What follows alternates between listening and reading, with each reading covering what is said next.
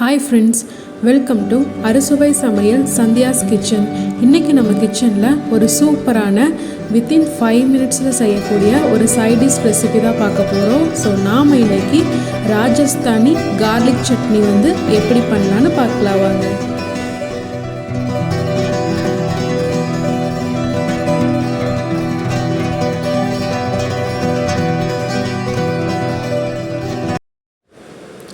So first நம்ம garlic chutney செய்கிறதுக்கு ஒரு 2 கட்டு பூண்டு எடுத்துக்கலாம். அதை நம்ம தோல் நீக்கி இந்த மாதிரி எடுத்துக்கலாம். இப்போ நான் உரலில் போட்டு நல்லா இடித்து எடுத்துக்க போகிறேன். ஸோ உங்ககிட்ட உரலில் இல்லைன்னா மிக்ஸி ஜார்லேயே ஆட் பண்ணி நல்லா அரைச்சி எடுத்துக்கோங்க. ஸோ இந்த அளவுக்கு அரைச்சிருந்தோம்னா போதும்.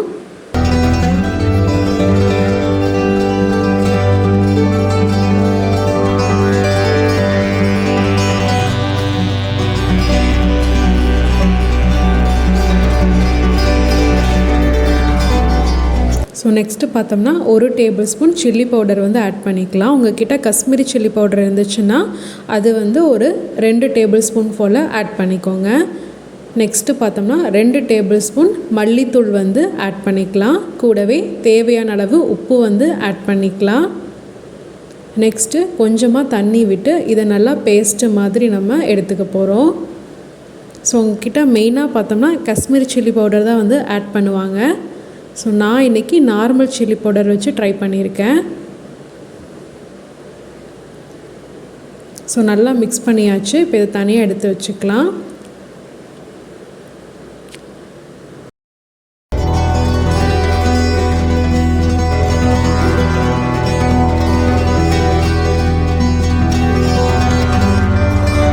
ஸோ நெக்ஸ்ட்டு ஸ்டவ் ஆன் பண்ணி கடாயை வச்சுக்கலாம்.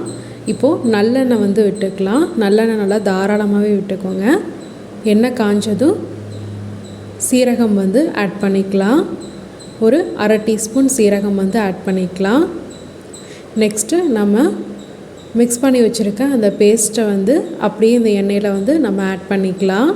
ஸோ அந்த எண்ணெயில் நல்லா அந்த கார்லிக்கு ப்ளஸ் நம்ம ஆட் பண்ணியிருக்க மசாலா பவுடர்ஸ் எல்லாமே நல்லா ரா ஸ்மெல்லாக போக குக்காகி வரணும். ஸோ நல்லா எண்ணெய் பிரிஞ்சு வரணும். ஸோ அது வரைக்கும் சிம்லேயே வச்சு நம்ம அடிக்கடி கலரி விட்டு குக் பண்ணிக்கலாம்.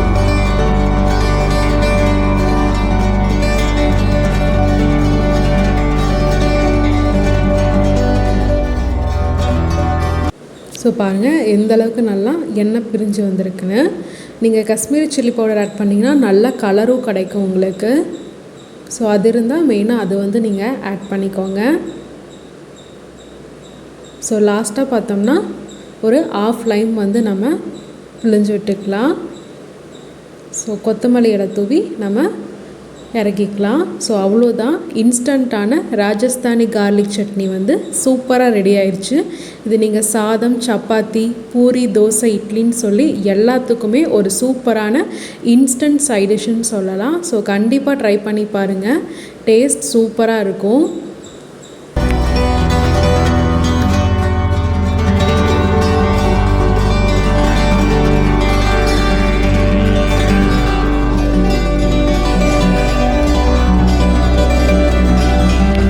ஸோ இந்த இன்ஸ்டன்ட் கார்லிக் சட்னி பார்த்தோம்னா இந்த மாதிரி தோசை மேலேயே நம்ம பரப்பி விட்டு கார்லிக் தோசையாக கூட நம்ம கொடுக்கலாம்.